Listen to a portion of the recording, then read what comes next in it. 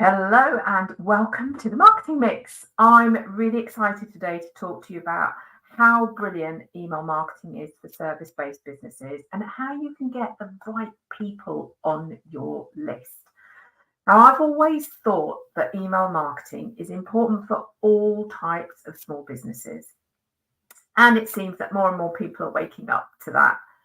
For me, an email list is one of those things that, as a small business owner, you own. It's yours. The other thing is your website. And with those two things, you have a really good basis for communicating with your target audience. Everything else that you do is borrowed space, and that comes with strings attached. Email marketing is a brilliantly effective way of reaching your target audience. I want you to think about the last time you checked your emails. When did you? I'm sure that you checked your emails today. And in fact, 99% of email users, internet users, check their emails at least once a day. And I bet you've done it more than that today. So that's just a really good indicator of how important email marketing still is. And it also has a fantastic return on investment. You can expect an average of around £36 in return for every pound you spend on email marketing. And yes, I do recommend that you pay for your email marketing software. Now, which came first, the email newsletter or the list? It's an age-old question. And of course, you need both to be able to do email marketing. And today, we're going to focus on how you make that email list, your email list, magnetic, how you make it so irresistible that people are clamoring to get onto your list, to get all the good stuff that you are emailing out to them. The first thing, really, before you even do anything to start growing your email list, is understanding your audience. It's understanding who they are. It's really important to build a targeted email list that has relevant contacts on it. Quite a lot of the times people ask me, as a shortcut, can I buy an email list? Well, yes, of course you can buy an email list. There are plenty of brokers out there that will sell you what they call an opted-in email list. I would caution you in buying a database like that. I would caution you because, first and foremost, they aren't opted into you. They haven't ticked a box that says, yes, I want to hear from you.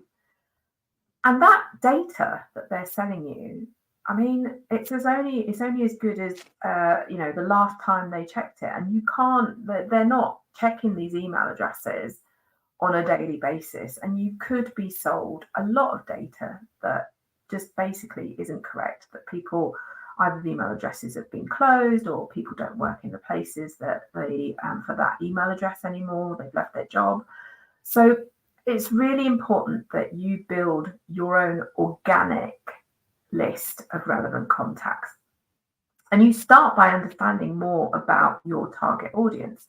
This is something that I'm really going to cover in my 5-day list building challenge, which starts on the 4th of March. And I'll pop a link in the comments for you to sign up if you want. But this understanding your audience is important, not just for growing your email list, not just for email marketing. It's important for your whole business, the marketing part of it, the business development part of it, the product development part of it. It's really crucial that you do this. It's really, really, I can't stress enough how important it is that you understand who you're selling to. So how can you identify these people? How can you identify the right people? Well, you can start off by looking at your existing customers. What do they have in common? Why did they buy from you? What are they buying from you? How long does it take them from when they find you to when they actually do buy something? And that's called a sales cycle.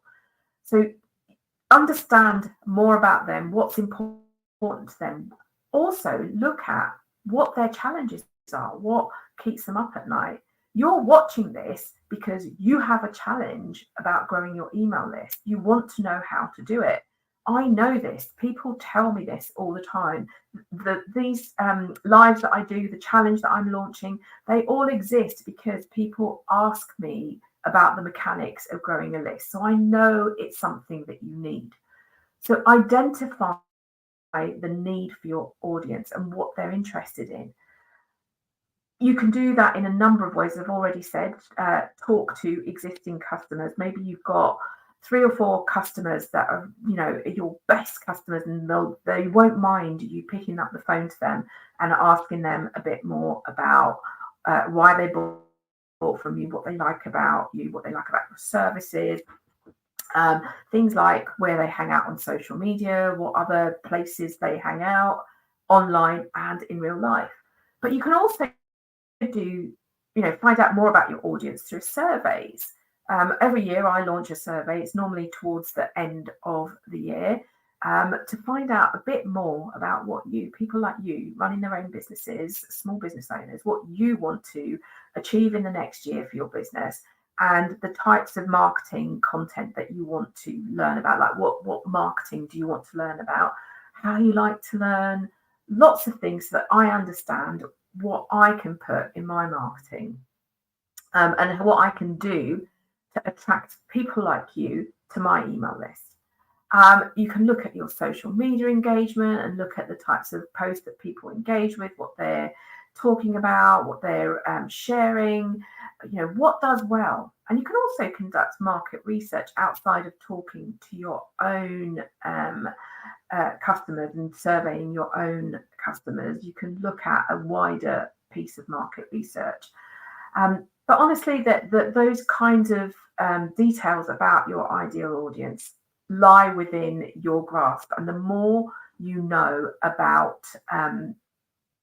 what makes them tick, the easier it is you're going to find to ask them to join your email list in a way that connects with them, that helps them understand that what you're going to share with them are the things that are going to make their life easier, make them laugh, keep them entertained, keep them informed, whatever it is that they're interested in.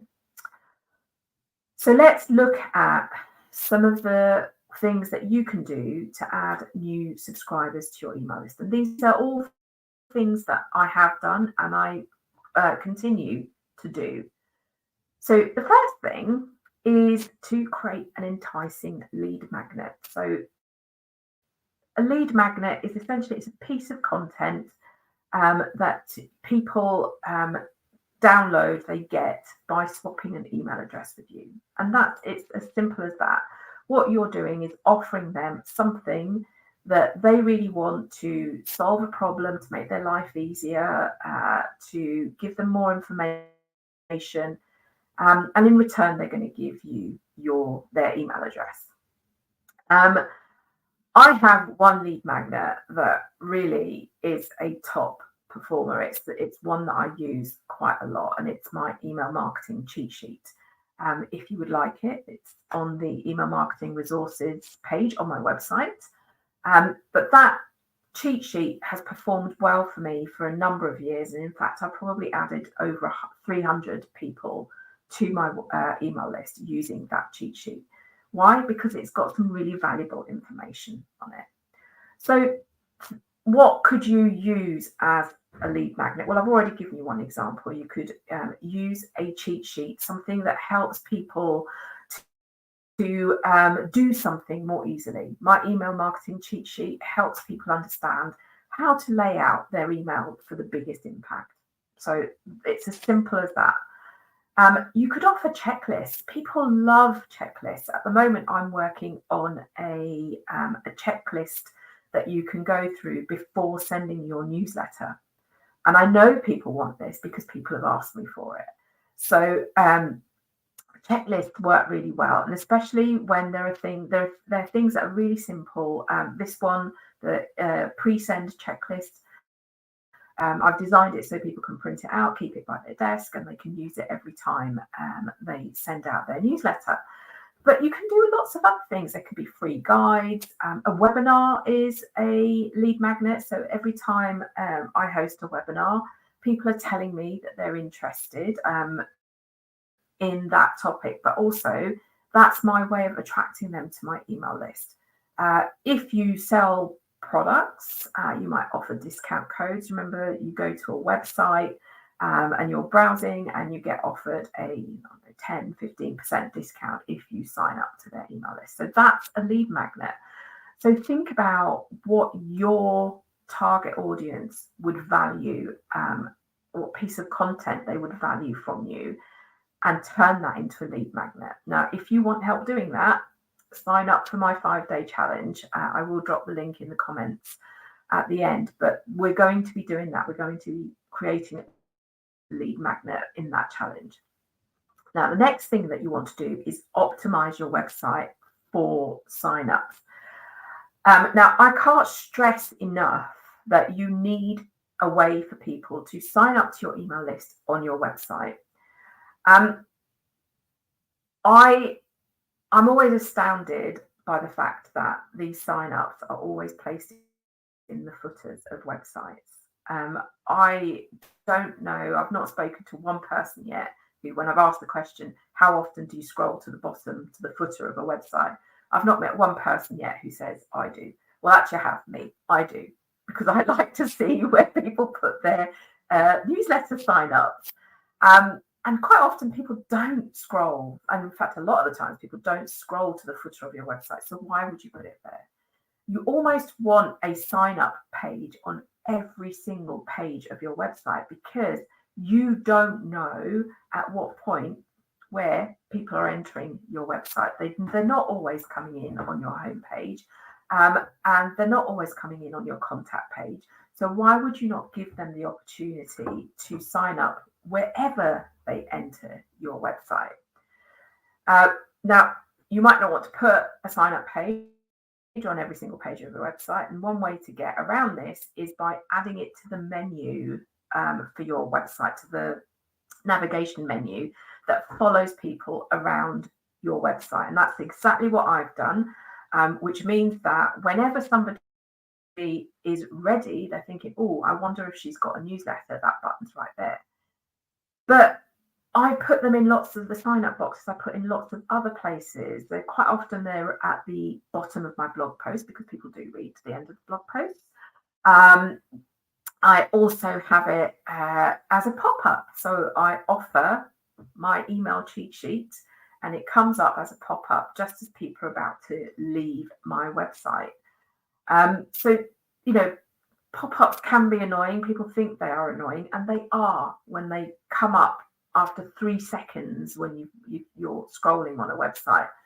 But they don't have to be annoying, and they do work. And if you set your pop-up to come up as somebody is about to leave your website, that's called exit intent, then people have got the information that they need, and it's been valuable, and they think, actually, yes, I would like to join their email list. Now, when you put these forms up on your website, you want to make it really easy for people to do that. And the less information that you ask for, the more likely people are to join your email list. And I know you want lots of information about these people, and you can get that at a later stage. But realistically, to email someone, all you need is their email address.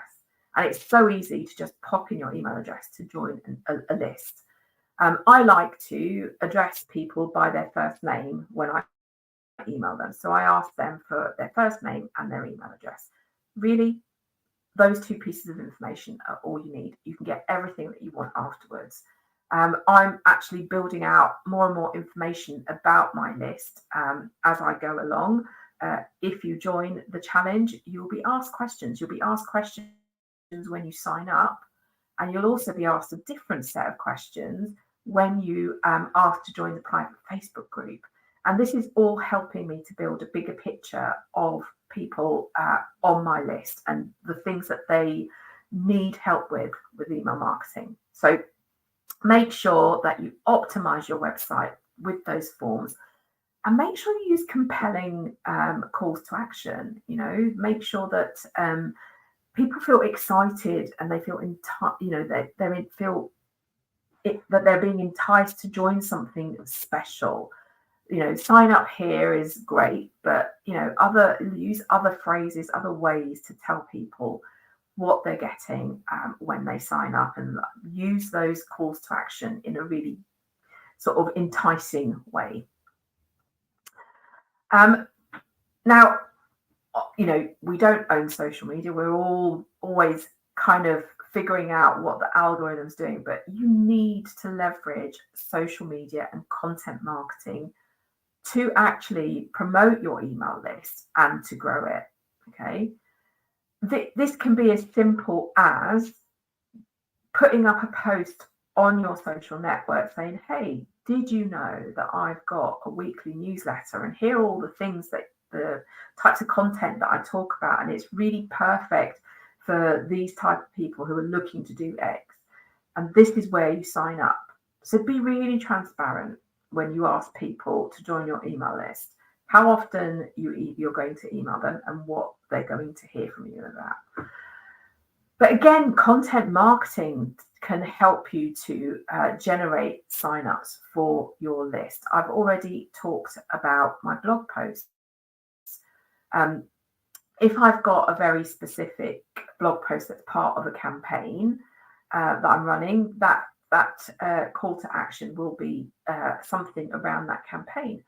But if I've written a blog post and I've got nothing else running around it, and there's no specific campaign, often the blog post, the call to action on the blog post will be, if you liked this content, I give you content like this and so much more when you sign up for my weekly newsletter.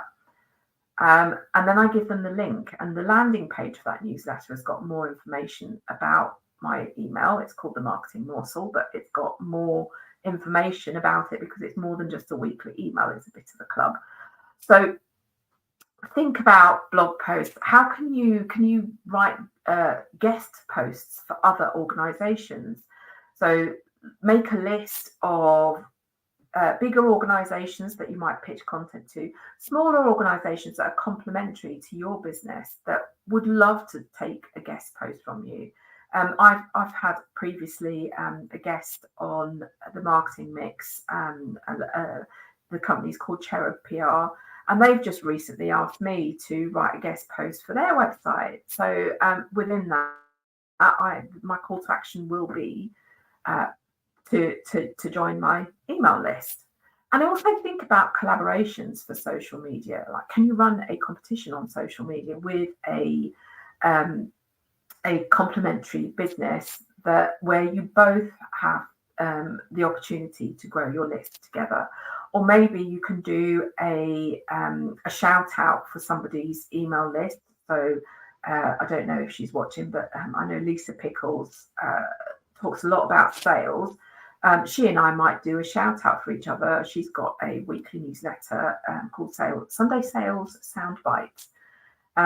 So I could do a bit of promotion for her and encourage my lists to join hers, and she could do the same for me, because we are targeting pretty much roughly the same audience. So working out who your audience is and then finding those collaborations is also going to help you to grow your email list. Now, if you're a service provider like me, you probably do quite a lot of education. Webinars is, a really great way to generate signups for your email list. Now, there are two categories of webinars that will help you to do this. There are ones that you organize. Okay, so you organize that webinar, you promote it. Generally, I promote my webinars 3 weeks out from the date of the webinar. And I do it more than once, right? So if I'm emailing my list, I will email my list for 3 weeks before that webinar. But each time I will remove the people who have already registered and send them something else. So you want to be talking about this more than once, because not everyone sees everything that you put out. So your email list because you want to give them the opportunity to join your webinar. It tells you that they're interested in that topic. Your social media, put it out on social media and do it more than once. Give people a reason to join, tell them about what you're going to discuss, tell them the benefits of joining, include like shared testimonials of people who've been to your webinars before and how they've found them. Lots of different content to help you to generate those registrations and those sign-ups, because what you're going to do is on the registration page, you're going to have an opt-in box.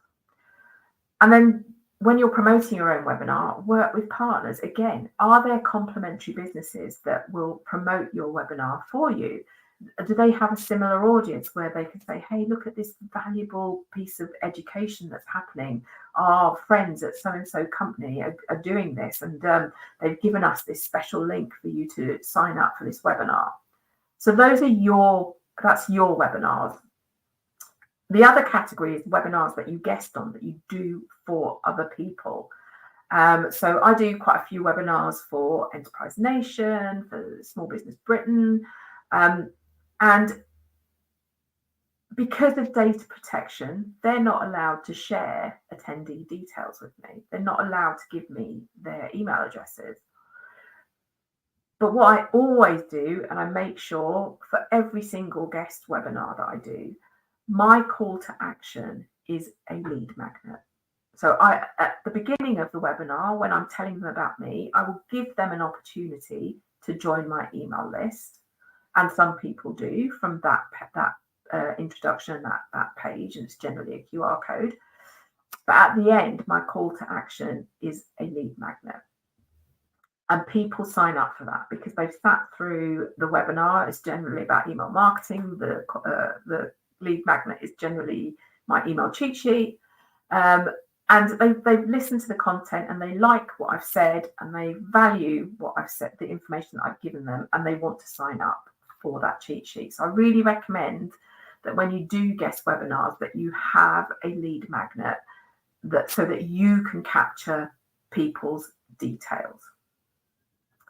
Now, don't forget, those are a few ways that I continue to utilize to grow my email list.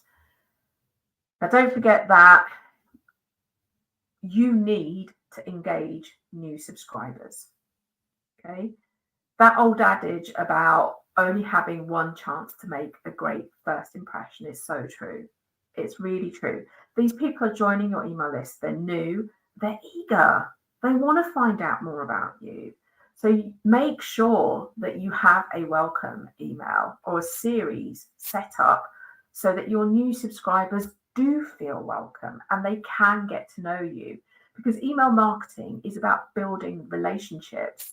It's not, for me, it's not a broadcast method. That's why I hate the phrase email blast. No, I'm not blasting my list. What I'm doing is sending an email to my list that I feel they will find valuable based on what they've told me about their challenges. So make sure you have that welcome email or series. If you have free versions of email marketing software, quite often they only give you one welcome email. Once you start paying, then that automation part opens up to you, and you can have as many automations set up as you want. I've easily got probably 20 or 30 automations, including my welcome emails. If you join my email list, you get one set of emails. But if you sign up for a lead magnet, you get a different set of emails. So if you sign up for my 5-day challenge, you will get a separate set of emails that's delivered by email automation, but it's welcoming you to that challenge. Okay, so let's recap. Really, to grow your list and for any piece of marketing, not just even to grow your email list, really you need to understand who your target audience is. Who are you talking to? Because that makes asking them so much easier, because you're able to ask them in a way that they can't say no, because you're solving a problem for them. Okay, figure out as much as you can about your target audience, and then look at all the different ways that you can use to grow your email list. And think of this as not a once and done. This is something that you need to work on every day, even if you only work on it 5 minutes every day. What can I do to encourage people to join my email list? Oh, I went to a networking event yesterday and I picked up 5 business cards. Let me follow up with those people and say, oh, by the way, if you're interested, I've got this newsletter that goes out this often, and I talk about all these types of things. This is where you can sign up. So this is something that you're going to work at regularly to actually get the right people on your email list. Always, always, always make sure that your sign up link is available in all the places that you are, on your website, on your social media channels. I'm just going to get one of my business cards. On your business card, so right there on my business card is a QR code where people can sign up to join my email list, right? So every piece of real estate that you have where you can put a link for people to join your email list, you should be doing that. You should be using every avenue available to you to grow your email list, because that, for me, that is the really important thing. It's the thing that you own. It puts you in control of communicating with your prospects and your customers. They give you permission to appear in their inbox, and that's a really it's a big honor to be given that, because we're all really precious about guarding our inboxes. So think about how you can put that sign up link in all the places that you own and or rent.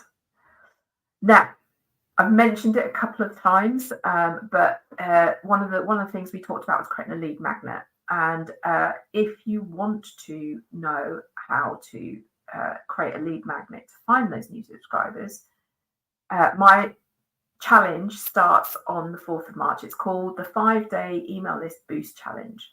Now, during this challenge, you'll see some behind the scenes stuff from my best performing lead magnets. I'm going to take you into my email marketing cheat sheet and show you how it's performing, and I'll show you behind the scenes of that.